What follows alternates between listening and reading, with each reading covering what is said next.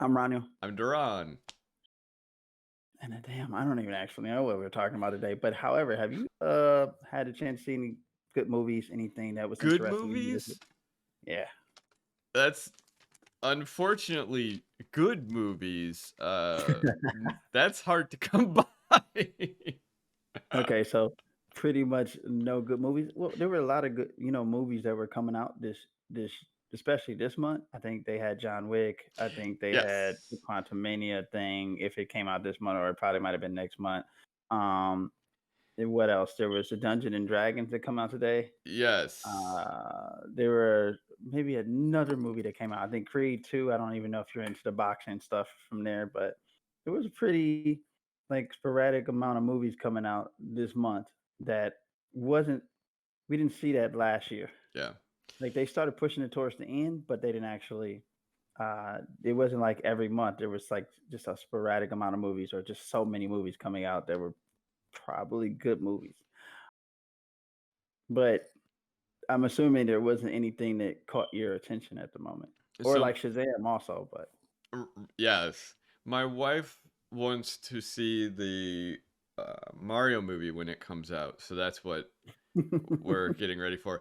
Unfortunately, I have incredibly low expectations for it. Not only because it's a movie about a video game, but more importantly from the trailers I've seen, it's not good.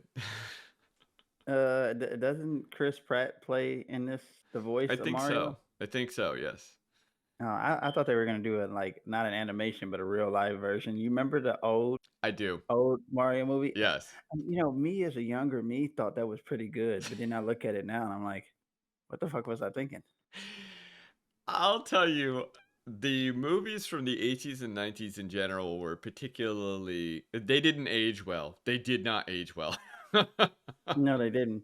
I was just thinking about a lot of these movies, that I go back and look and I'm just like, why did I like this movie? But maybe at that time period, I thought that was pretty, unique or good. Right. But now you look at what you can get now and you'd be like, well, what the fuck were we thinking there? Like this is so much better, with the CGI and stuff. But I mean, even then, CGI is starting to become it's becoming this thing that they use all the time, Right. but if you don't Overuse. do it yeah, overused too. Yeah, anything that's overused could be bad, right? But a lot of the time that you catch the flaws, you catch the issue, and it doesn't Right. really look good because you can notice it. You ever like watched a movie back in the days and you see the stunt devil? Like Yeah. if you really pause, Yeah. you see the difference. And that's how it reminds me with the CGI. You start seeing different transitions and you just see the horrible CGI or the back in the days you would see the horrible stunt devil. So I think one of the reasons why a lot of the stuff from the 80s and 90s in particular, and I mean honestly, if we keep extending it, we could, even the 2000s, hasn't aged well, is because there was an over reliance on CGI. I think that is going to harm the stuff that is being produced now, especially. It, you look at what was it, Black Adam, Yeah. Yep. heavy CGI that won't age well. The There were components of the story that I enjoyed, but the CGI is just not going to age well. I think some of the messaging was good. The whole you can't pick someone else's hero bit and all of that good stuff. Although it was very blatant uh, about who it is they were poking in the eye, but still, at the last Jurassic Park Domination or whatever, Mhm. that Yeah. was terrible. Oh, yeah. Absolutely horrible. And uh, I mean, the editing was atrocious. The directing was atrocious. Who knows about the acting because it was so chopped up? I mean, you're just skipping all over the place, and then the CGI wasn't great, and it will look even worse in 5 to 10 years. That I think is the big problem. No, like Avatar, in my opinion, it didn't age well, and I don't think the second one is going to age well either. I haven't seen the second one. I watched the first one, but I haven't seen the second one either. So I don't know. Like, there's a lot of things that probably won't age well with CGI, and I think they should kind of do a 50-50 approach instead of going so totally or basically just sticking totally with CGI, like, Yeah. heavily. Like they seem to be moving forward like that. Oh, well, we can't get this. We can just use that. We don't need this. But you want some realism in it. You want it to be as real as possible and not overly done. So, Yes. Yes. After uh, that shooting on the set of, was it Rust? I think so. I never watched the show, but after that shooting, a lot of studios, for example, have vowed that they will only CGI the firearms discharging and things of that nature, and it looks bad. I've seen a few TV shows and movies now that are doing that. It's so look, it's always been terrible. It's always been terrible. The fact that the actors aren't feeling recoil, and they clearly don't understand what recoil feels like in many cases. So you'll get these like just wonky or like stuff like that, and I'm watching it and I'm going, you have never used a firearm in your life, have you? Oh, I'm perfect aim. There's no recoil on this one, and then you see the fake CGI muzzle Fake flash. flash. Yeah, that's something that you see on Tubi, Yes, which is yes, horrible. it And is. I'm like, why not just if people just do their work and check these things like they're supposed to before they use them, I'm not saying we wouldn't have as many accidents, but we wouldn't have as many accidents as going on because. Yeah. But we could save that for another episode. Mhm.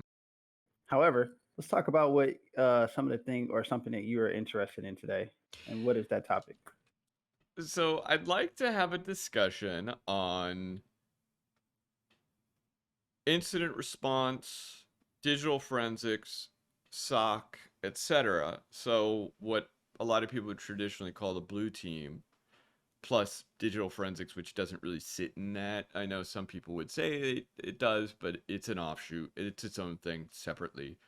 Uh, how that should feed into your penetration tests, how that should feed into your security assessments, how that should feed into your threat modeling, and that a lot of companies don't do that, especially after an incident, but they run an engagement and call themselves good. We're better. We had this incident, we ran an engagement, we didn't get the same finding, but did you tell them about what happened? And did you get everything fully vetted before you had the assessment, or did you just have penetration testers muck up your compromised environment? Yep, yep. That's so common that you don't actually when clients get compromised, they don't give you any information report. Just like a lot of times they don't want you to know anyway. Right. And if in order for us penetration testers or whatever you want to call it, cybersecurity professionals, in order for us to understand what happened and understand how to help you or make things efficient for you guys so we can prevent this, it's like they a lot of times they work against us. And that's what happens all the time, right? It's just like, why? We're Right. only here to help you. Um, but I guess being compromised, especially as a big company or maybe small, but maybe mainly a major company, that can probably be a pride thing where it's very, very like demoralizing. Maybe it makes you feel some type of way about the thing or the issues because it happened to you. Especially if you were one of those companies that felt like this couldn't happen, this won't happen to you. We Right. have it all together. You know what I'm saying? But it can happen to anybody, right? So Right. you don't want to lose money, you don't want to lose clients, and you damn sure don't want somebody coming in trying to attack your system after Yeah. you've been compromised. So it's just crazy. But how do it is they want to say this true purple team? How do you actually integrate a true purple team in a situation like this?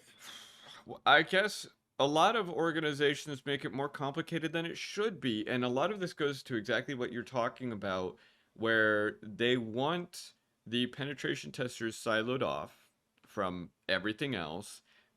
And in some ways, I can agree with that in that you want a pure objective analysis of the security of your network, of your enterprise, of your system.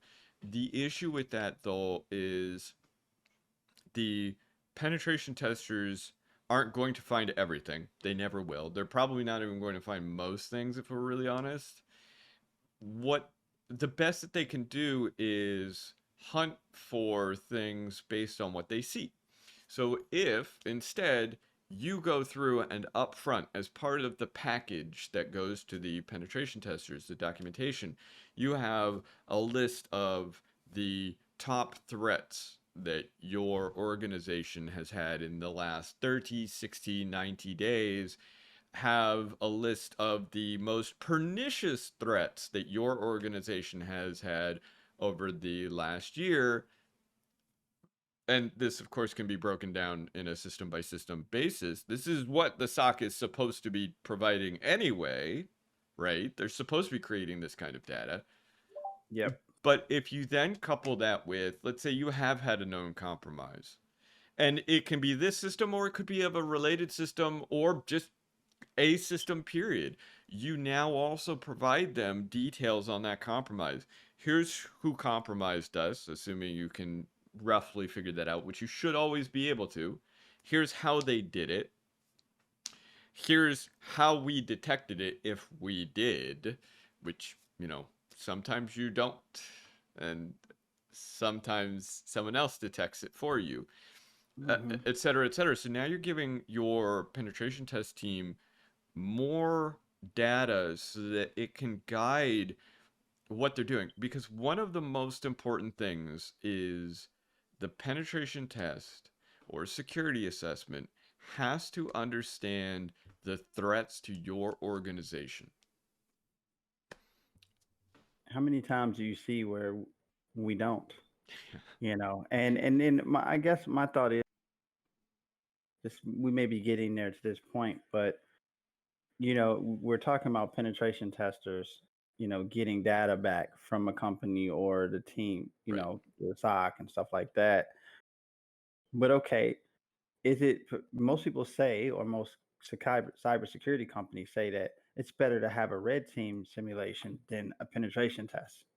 And do you believe that is true? And then for people that don't know, what is the difference between a red team engagement versus a penetration test engagement? And would the red team actually help the situation? Would it be better to go off and do a penetration test? And then if you feel that you needed to simulate an attacker, would you go and do that? Now, noting that the red team is supposed to, pretty much do a simulation of what a nation state would do. That's what they quote unquote say they do. But just want to get your thoughts for people that don't truly understand that before we actually pull everything together as far as getting, working together and building that true purple team.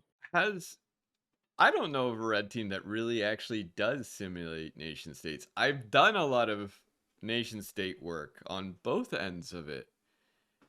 I don't know of a red team that does it because you're typically talking about something that's over the course of some months as far as nation states are usually concerned. They're typically stalking their whomsoever they're after for a little bit before they execute on it. And you can see, for example, with the solar winds, they had stalked solar winds for a long time to figure out, okay, how can we penetrate this network? How can we go through and add this code to their CI/CD pipeline, to their build environment? And then once they did that, they tested the waters. They waited a few months to see if anyone detected it. And then they did a little more and waited a little more and waited. That is typical behavior for a nation state. And I don't know of any company that can provide that kind of engagement because the costs involved. And that's where everyone, I think, goes off the map, is they don't understand nation states have significantly more resources available to them. But your penetration tests are very high level. They may be targeted at a system, but they're still very broad nets that they wind up casting, where it's, I'm going to say, catch can. You're trying to see what you can hit and trying to see what you can get. I don't want to say it's haphazard, because it's not. It's actually incredibly not, but it is very artistic. Yeah, no, I agree. Yeah, I wondered about that because that a lot of people will say when people are being have been compromised that they feel that they should do a red team engagement that simulates what happened, and supposedly they usually get the data back from it. And I don't know how true that is, but that's what they would say mainly. And penetration tests won't, simulate what happened, which is why I'm asking your thoughts on that because I always hear that the penetration test won't do that, but a red team engagement will do that. It will give you that simulation that, or that a simulation that happened, Yeah. or how to reenact or what happened, and then give you better understanding of what happened, so you can fix it. But I don't know how true that is. Well, And like you said, they I'm don't sorry, please. normally. Right. No, I was just saying, like you said, they don't. You don't know any team that actually does a true red team. So that's one of the big things, is way back when penetration testing was red team, and there wasn't this weird split. The split came about as a marketing ploy where someone decided, hey, let's sell longer term engagements, which is what they're doing when they talk red teaming versus your maybe few days, maybe 2 weeks kind of engagement for a penetration test, maybe a month, who knows. Let's drag out these engagements. We'll call it the new red teaming. We'll say the old red teaming is now just penetration testing, which we're going to redefine. And penetration testing is going to have a broad scope. It's going to be short. It's going to not necessarily be based on previous observations. Whereas our new red teaming, which again is what penetration testing was, is going to be longer term. It's going to have a little more interaction with your blue team folks or with someone, so we get a little more system information, but it's still not even going to be close to what you would see from a nation state. Your company, I don't care if you hire 50 people who are former NSA programmers and things of that nature, and then you hire 50 people who were doing the offensive side for the NSA or what have you. So it's 100 people from the NSA. You still will not mimic the NSA in any way, shape, or form, because they have people on the ground. They have people who are doing signals intelligence. They have people who are doing all kinds of stuff, and they're working with other organizations as it happens, be it the CIA doing human intelligence, or maybe they're doing their own human intelligence operations, and they're doing, wiretapping and all kinds of crazy stuff. They're literally tapping into your fiber optics cable. You're not going to be simulating any of that with your red team. So I don't understand. I personally do not understand why they have done this alleged split, other than for monetary reasons. But there did not used to be a split. And at best, red teaming typically costs twice as much as a penetration test. And I guarantee for that money, they're not getting more people thrown at the problem. They're not creating special code to compromise assets and all of this other stuff. They're not going through and trying to do supply chain penetration in order to get into your network, etc. So no, nation states do very complicated nation states can do very complicated attacks. Most nation state attacks are actually very simple and script kiddie, but when they want to turn on the faucet, they can get ridiculously complicated. So I don't understand the red team stuff. I don't understand the new red team, as I'll call it.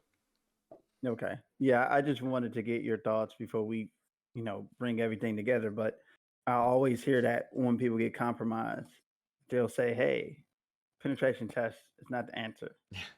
Red team engagement is." And I'm like, "Really? Is it? And is it red team?" And I always thought red teaming was the same thing as penetration It test. was. That's why you thought that. So You were right. yeah, like like you said, it seems like everything is a marketing scheme to get more Yes, money.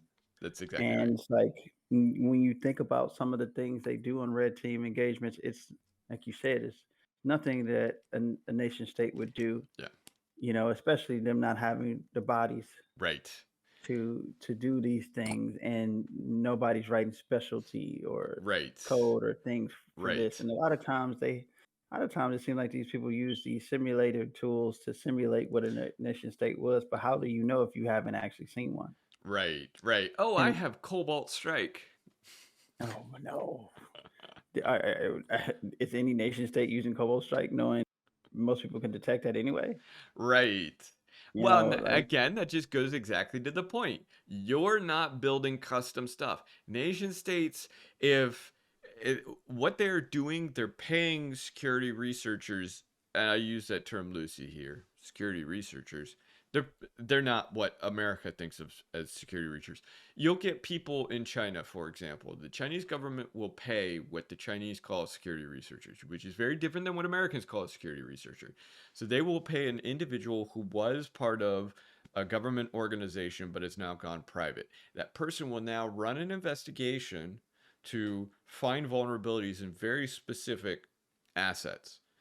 And the reason why they do that is because now they can claim they aren't the ones who did this attack, because now this private entity is the one who is responsible for it. And then they pull the data from that private entity and they use that to run a script kiddie attack where they just do a mass attack against a whole bunch of systems and they walk away. That is one way that this happens. You're not going to simulate that. You aren't dedicating resources, private resources, for a month to find a specific vulnerability that's going to be high impact and allow them to cast a wide net. You're also not going to do the opposite, which is where you, for example, are Russia.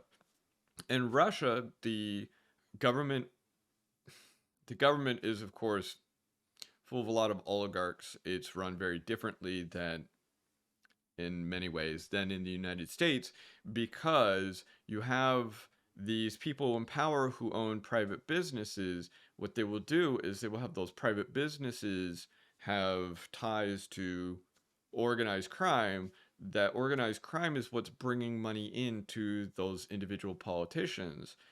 They will have their organized crime go through and compromise a lot of assets. Let's say they're going through and they're saying, okay, well, today I want to go after, because of the Ukraine war, I'm going to go after NATO allies. And the way I'm going to do this is I'm going to have this organized crime that I'm loosely tied to entity go through, and they're going to compromise a bunch of U.S. assets, and they may do it via a phishing campaign. Okay, that's actually one of the big things that they have done since the Ukrainian war twice now. Big phishing campaigns against U.S. defense contractors. That was orchestrated by high level politicians in the Russian government, and they did that so that they could then, again, I have that ability to distance myself from what is occurring and saying, no, this isn't Russian sponsored. This isn't sponsored by the government. We didn't do these things. This organized crime group did these things. They spied on you. They compromised you, spied on you for a month, 2 months, however long it is, trying to collect all of this data, and then sold your data to whomever for extra cash to the oligarchs, to the politicians. It's that deniability. And I mean, the United States does that too in its own different ways, but the point being, you're never going to simulate that. You're not spending months stalking targets. You're not having people literally go down and start doing wiretapping and all of this other crazy stuff. You're not. You may have someone come down for a couple days and maybe they do a Wi-Fi scan or something silly, but it's never even remotely close. It's never close. No, I agree. That's why I was asking, you know, that I think people needed to get an understanding of what it is, and if it actually benefits them to do a penetration test or a red team engagement, which makes sense, total sense. So, okay, now knowing that, how do we truly get? I think we talked about this, but I just want to make sure that how do we truly get incident response and forensics involved without actually having tension between the internal teams versus the teams that are coming external? One of the biggest problems that I see constantly in our field, unfortunately, is an antagonistic relationship between us and the local folks. So between the penetration test team and the internal folks. And even when you're talking internal, the security team and the system administrators, the security team and the developers, that antagonistic relationship helps no one. And a large part of this is because, unfortunately, a lot of security folks do not understand their role. And this goes to one of our prior discussions about our job not being to make the client have a bad day. And I believe I pointed out, having done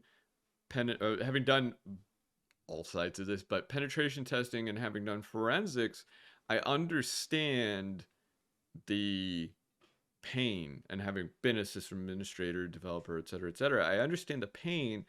And my goal is to reframe the discussion to, I'm here to prevent the Chinese from compromising you. I'm here to prevent the Iranians from compromising you. If you just recently got compromised, I'm here to prevent that from happening again. I'm not here to make your system administrators look or feel bad.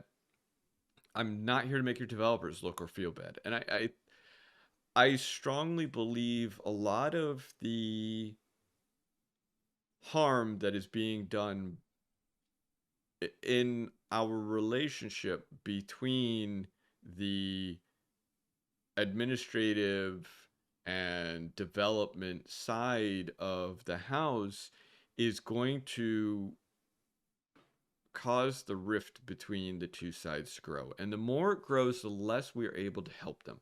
So I think the real answer is, we as a profession need to have a reckoning. We as a profession need to have an understanding and a realization that our goal is not to destroy the other side. Our goal is to help them build better. We're doing the Build Back Better program. Yeah, the true Build Back Better That's program. right. Okay, Ours doesn't making cost trillions. making cybersecurity great again. That's right. But yeah, that's a very interesting way to look at it. And I think people need to take heed of that, because it's the same way when we actually do penetration tests for clients. Right. We need to work with them. Same with internal teams when they've been compromised and we're trying to figure out how to help them. We need to go in and work with them and figure out a better solution and not work against them. Yes. Um, Yes. so Yes, you have that same antagonistic relationship between a lot of incident response teams and whomsoever they're responding to. I know of a government organization that had a terrible relationship with theirs for a good long time, and that's why that was one of the many reasons why I started getting brought in. Initially, it was because the teams that were compromised did not want to work with the actual incident response team, and so I was just a security professional on the we did more of the CNA side, which I guess is now called ANA, the authorization to operate kind of thing. But I also did application security, et cetera, and I did a lot of training and was actively engaging and helping these different teams. And so the relationship had grown so bad because the incident response team would come in, they would shut down a system and then not let it come back on for months at a time. And that's utterly ridiculous. And a large part of it was because the individuals in question, number one, it was a power trip, but also because they did not know how to do their job. They weren't properly qualified. And so teams would start very quietly coming to me when they had an incident, and I would do forensics for them and help them. And they not only did they get better results because I combined the two things. So I would do forensics and then I would go through and they would try to fix it. I'd look at their fixes. I'd tell them, okay, this is probably good enough to test now. And then I would run the test to see, okay, did we fix this? And yes or no. And then we move on. When they got penetrated, the other thing I would do, when they got compromised, I should say, the other thing I would do is I would actually look and say, okay, so here's what they did, here's what they had, and here's what they could have done. And I mentioned here before, we had a big incident that made international headlines with a certain government organization where they had a compromise of a very sensitive asset. I was pulled in by headquarters and I looked at the system and I said, here's what they did. All they did was, wreck up some stuff. And I told them what they could have done is so much more than what these guys did. But going back to our prior discussion, a lot of times with nation states, you'll see them just hit a whole bunch of people. They hadn't circled back around to figure out what all they could have done. And they probably honestly didn't care. It was an en masse kind of attack. If they had known, it would have been an even bigger catastrophe. It wouldn't have just been headlines. It would have been really catastrophic. And that, I think, is one of the things that people have to understand. Again, our goal, I don't care if you're incident response, I don't care if you're digital forensics, I don't care if you're the SOC. You'll see the SOC go power hungry and hog wild too. I don't care if you're a penetration test team. I don't care if you're a red team. I don't care who you are. If you are in security, your job is to help the other people. You have to come in with that mindset because at the end of the day, you are probably coming and you risk a high probability of ruining someone's day. And that's not your job. Your job is the opposite. I say if you want to ruin people's day, go to McDonald's.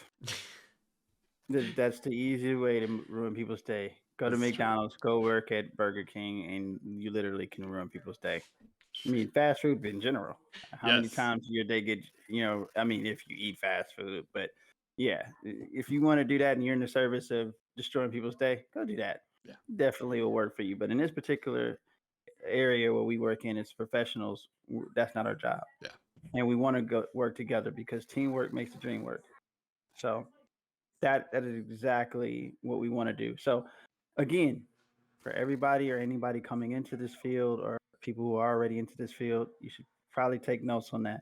It doesn't matter if it's penetration testing. It doesn't matter if you're working internal, working with an external. You want to work together in order to reach the common goal and to hopefully these companies don't get compromised. Yes. Or they learn from their lesson, or we can help them figure out how to mitigate these issues that they have, going on. So, yeah, we got to get better as an on working together. Yeah. And maybe we'll move further along than where we're at now. So, that's my thoughts. I don't know if you have anything else for that. Other than that, I'm Roniel. I'm DaRon. And if you haven't already, please like, comment, and subscribe to our channel for more content like this one. Until the next time. Have fun.